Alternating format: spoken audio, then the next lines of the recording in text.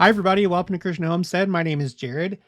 I am pretty excited about this video because I found something wild in this book called Scraps of Biography, 10th book of the Faith Promoting series, designed for the instruction and encouragement of young Latter-day Saints, published in 1883 by the Juvenile Instructor Office. The Juvenile Instructor was essentially, I guess, a newspaper for the youth back then. But I was looking for something else. Jen with Christian Fire Poppy, she sent me a story of one of her ancestors that you can find in this book where he had a vision of Jesus Christ in the Curtain Temple. And I was like, yeah, I need to get that because I'm collecting all these visions and visitations on my spreadsheet for all that. And as I was looking through this, I found so much more. So we're going to look at a prophecy of Joseph Smith that I didn't know about. I'm collecting prophecies that are outside of the scriptures because we've had many other prophecies because this is a living church. We have modern day prophets and apostles. And I don't think I've collected all the prophecies from Joseph Smith and definitely not from the rest of them. So I have one of those. And then there's a strange, I guess I would call it a visitation of something that's described like a UFO at the time that the Saints were leaving Missouri as they were making their exodus. This took place in 1839, and it's kind of for me, it kind of gives me chills. I don't know if it will for you or not. And then that reminded me of something else that took place in 1833, but we'll get to that point. We'll get to that point once we get there. Okay, so this is, I guess, a series of books that it's like broken up into these like sections. Like there's Sketch of an Elder's Life, and it has it has 2 chapters. Incidents of Experience, and that's from, somebody else. And then it has however many chapters. This is the one that I was looking for that contains Jen's ancestor's story, Newell Knight's journal. So I'll do that in another video. So we're going to skip down to this story. This is related by John Tanner. He was an early church member, and he gave a substantial amount of money to construct the Kirtland Temple. So we have him to thank for his sacrifice. And it turns out that he's also the ancestor of Presidents Hugh B. Brown and N. Eldon Tanner, who were both members of the first presidency. Okay, so this is their great grandfather, however many greats. Okay, here we go. Let's start with this prophecy here. Brief descriptions of the Missouri persecutions have been published at different times. If a detailed account of the mobbings the Saints endured while in Missouri were to be published, it would make a large volume. I will mention one prophecy among the many predictions of the prophet Joseph Smith that was literally fulfilled. During the persecutions in the fall of 1838. Now, just in case you're new to the church, that's essentially the year that the church left Missouri. That's when the extermination order was signed by the governor of Missouri, Governor Boggs. Okay, one of the brethren happened to be a stranger in Richmond, Ray County, Missouri, a distance of some 30 or 40 miles from far west in Caldwell County, where the Saints dwelt. So let's look at a map really quick. Here's the Kansas City area. Jackson County is down here. You cross the river. Here's Liberty. Well, yeah, here's Liberty in Clay County. Caldwell County was created for the Saints to settle after they were driven out of Jackson County and they needed a place. So here's far west. You come down to the south, and this is Richmond in Ray County.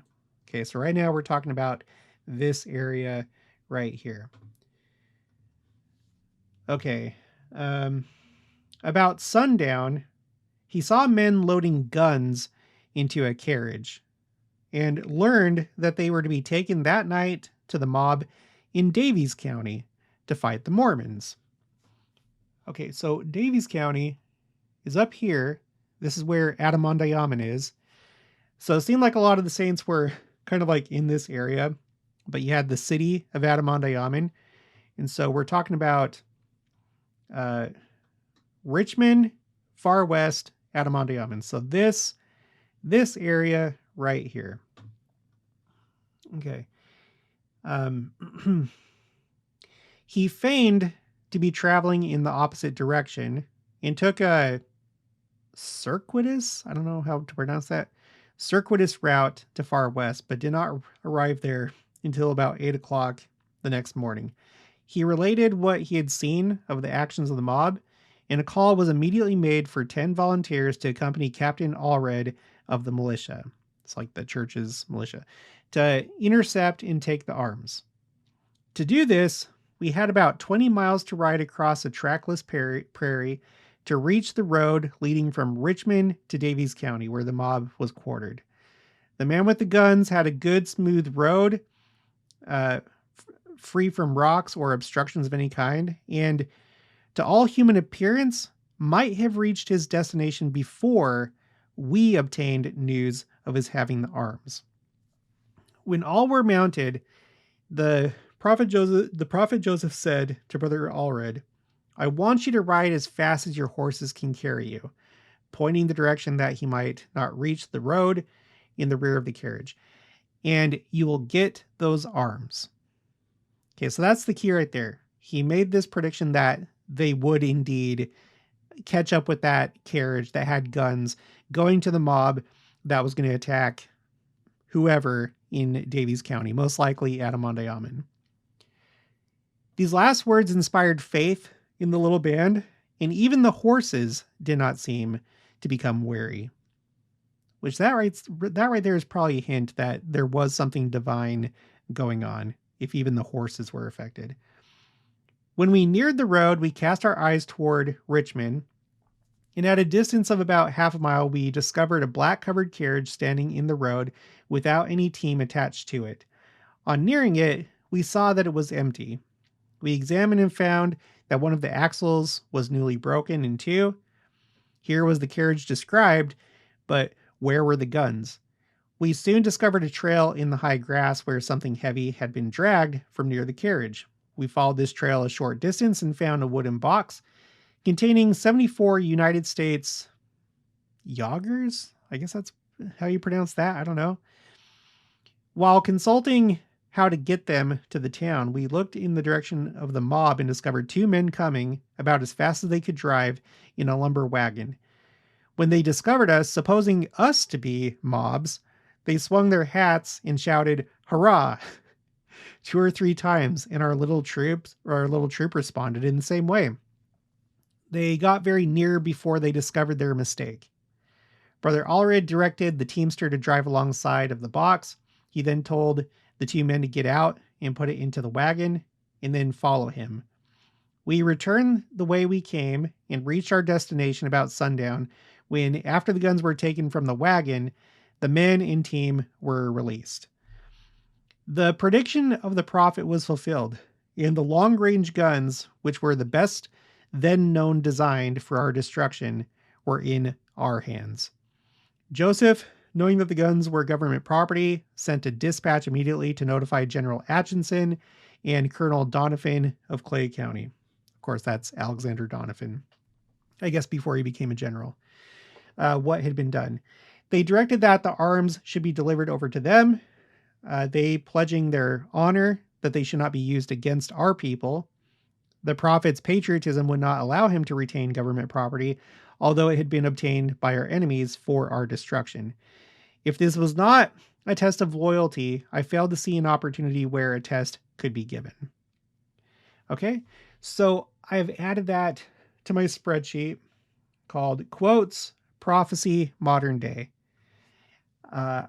I'm really curious to see how many more I can find over time. I'm sure that there are so many. we really, really do have actual living prophets and apostles that receive revelation and prophecy. Here's my most recent one from this year from President Nelson. It has to do with the new BYU School of Medicine that they have planned. So I want to keep building this up. If you know of any modern day prophecies not contained in the scriptures, please send them my way. Okay, but now, here's the next part. This is pretty wild to me. I went ahead and put this on what I'm about to read. I've put on my spreadsheet called Quotes, Visions, and Visitations.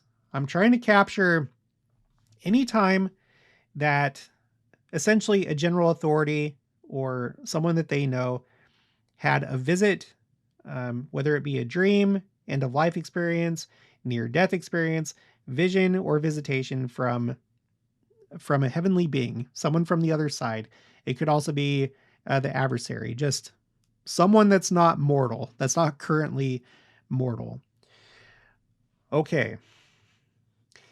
I will relate one incident which occurred during the exodus of the saints from Missouri. On the 13th of February, 1839, about 2 o'clock in the afternoon, an object was seen flying diagonally across our road, apparently about 200 yards in front of us. To me, at first sight, it had the appearance of a large prairie hawk. It assumed the form of a fish to brothers Stephen M. St. John, and it appeared differently to others during the less than 1 minute it was in sight. Now let me pause here. Think about this. There's an object in the sky. To John Tanner, it looked like a large prairie hawk. Just like think about the shape of a hawk as you're viewing it from the front, the side. But then you have brother Stephen M. St. John, who said it looked like a fish. This sounds like a UFO to me. I'm not saying that this is a UFO. Like when I say UFO. Okay, so before you type, yes, this was an unidentified flying object. Nowadays they're called UAEs, right? So yes, technically that's what it was. Something unexplained, something flying in the air. And they couldn't really make heads or tails of what it was.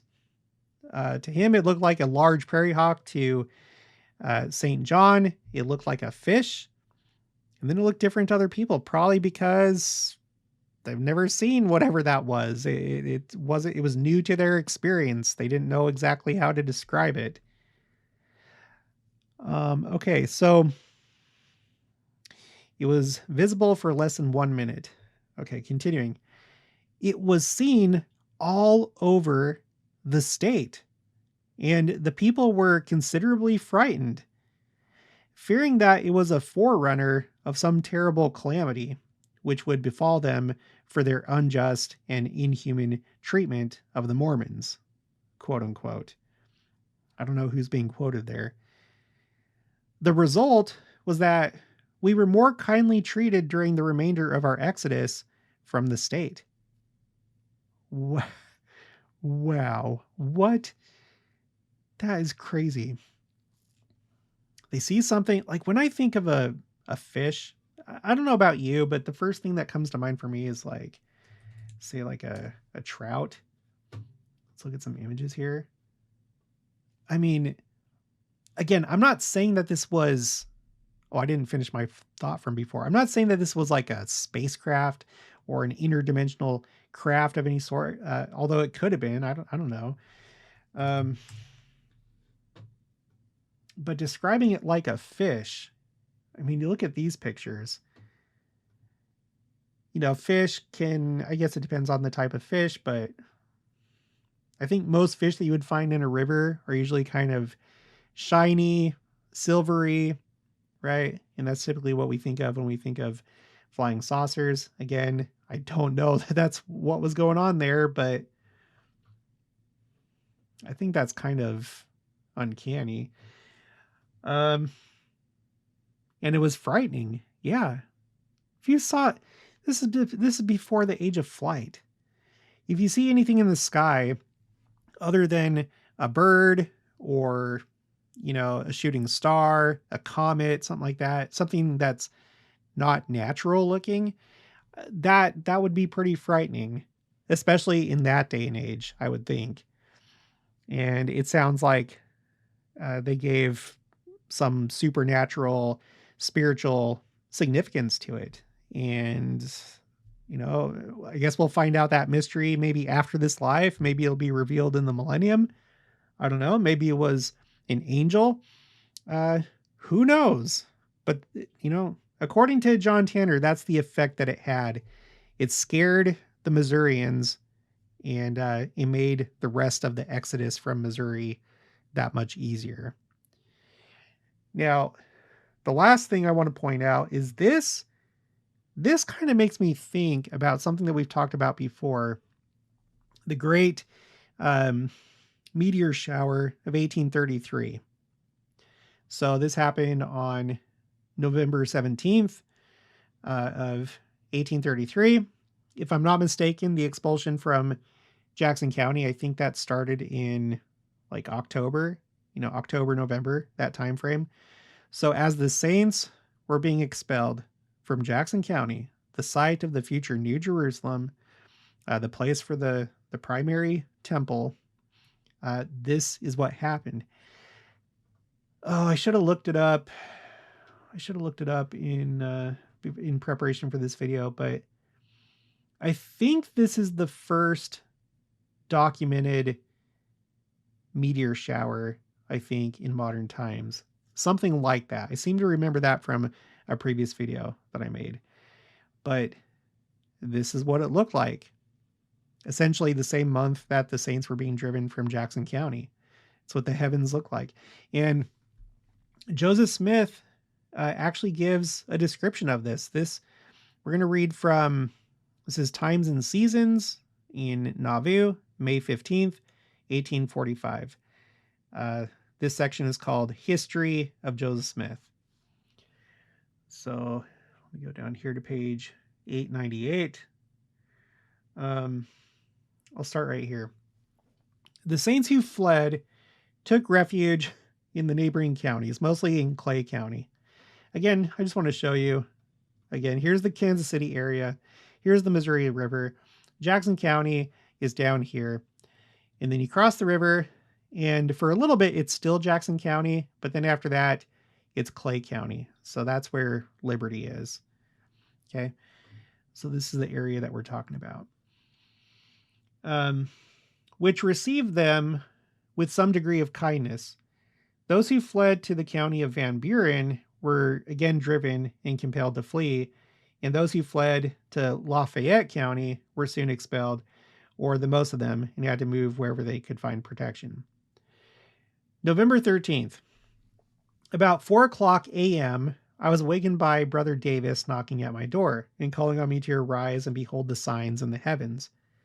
I arose, and to my great joy beheld the stars falling from heaven like a shower of hailstones, a literal fulfillment of the word of God as recorded in the Holy Scriptures as a sure sign that the coming of Christ is close at hand. In the midst of this shower of fire, I was led to exclaim, "How marvelous are thy works, O Lord! I thank thee for thy mercy unto thy servant. Save me in thy kingdom, for Christ's sake. Amen." The appearance of these signs varied in different sections of the country. In Zion, all heaven seemed enwrapped in splendid fireworks, as if every star in the broad expanse had been suddenly hurled from its course and sent lawless through the wilds of ether. Some at times appeared like bright shooting meteors with long trains of light following in their course, and in numbers resembled large drops of rain in sunshine. Some of the long trains of light following the meteoric stars were visible for some seconds. Those streaks would cut and twist like serpents writhing. The appearance was beautiful, grand, and sublime beyond description. as though all the artillery and fireworks of eternity were set in motion to enchant and entertain the saints and terrify and awe the sinners on the earth. Beautiful and terrific was the scenery, which might be compared to the falling figs or fruit when the tree is shaken by a mighty wind, yet it will not fully compare with the time when the sun shall become black like sackcloth of hair, the moon like blood, Revelation chapter 6, verse 13, and the stars fall to the earth, as these appeared to vanish when they fell behind the trees or came near to the ground. So that's kind of interesting because he was like, yeah, this is definitely a sign of the times. It's a sign of the second coming being soon. But these stars didn't actually fall to the ground. So he seems to indicate that that's what we can expect to see in the last days. And this is my last thought. I'm wondering if that's the case and if that's his interpretation of the scriptures. And I'm going to believe him because he's Joseph Smith. He's a prophet of God. Well, we have these that we've looked at before. These are from Iran, back when there were these like big back and forth things between Iran and Israel. And you had this going on, and these definitely reached the ground, as you can see right here. Not all of them, but a lot of them did actually reach the ground. And I wonder what Joseph Smith would say if he saw this, if this would be fulfillment of that. I don't know. I'm content just to wait and see, but that's an interesting little detail. So, from what I can tell, there's a lot of other things in this book, and this is just one of, well, I don't know how many. It says that this is the 10th book, so I might have to track the other ones down, and just the little bit that I've seen, it seems like these are rich in these kind of experiences that I'm trying to collect. So, all right, but that's going to be it for this one. I'll talk to you guys later.